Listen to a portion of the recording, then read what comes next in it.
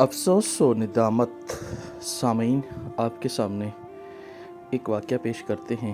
ایک بوڑھا شخص مسجد میں بیٹھا اپنی خواہشات بتانے لگا کہ میری جوانی میں تمنا تھی کہ میں شادی کروں تو میں نے شادی کر لی۔ پھر تمنا ہوئی کہ میری اولاد ہو، اللہ تعالیٰ نے اولاد بھی دے دی۔ پھر تمنا ہوئی کہ اپنا گھر ہونا چاہیے، اس کے بغیر زندگی کا مزہ نہیں، تو میں نے آدھی عمر محنت کر کر گھر بھی بنایا۔ اتنے میں میری اولاد جوان ہو گئی تو اس کی شادی کا خیال آیا، تو دل کیا پوتیاں دیکھوں، بچوں کی شادی بھی کر دی۔ اب میں تھک گیا ہوں اور آج مجھے خیال آیا کہ میں اپنی آخرت کے لیے بھی کچھ کروں، مگر روزہ رکھوں تو اس کی طاقت نہیں، نماز کے لیے کھڑا ہوں تو یہ قوت نہیں، قرآن کریم یاد کروں تو حافظہ کم زور ہے۔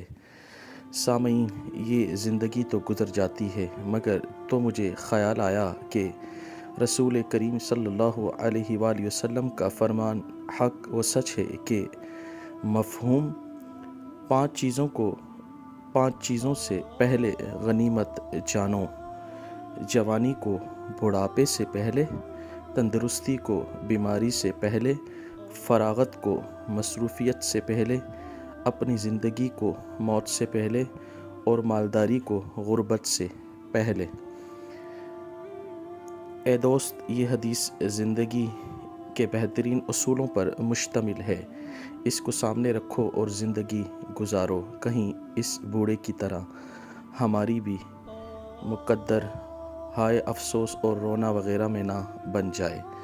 سامعین، یہ زندگی گزر جانی ہے، آخرت کی تیاری کریں۔ زندگی کی خواہشات پوری کر لیتا ہے انسان، پھر اسے خیال آتا ہے ایک دن اس کی بارگاہ میں لوٹ کر جانا ہے۔ اس لیے ہو سکے تو جتنا بھی آخرت کی تیاری کریں، اللہ پاک قبول فرمائے، آمین۔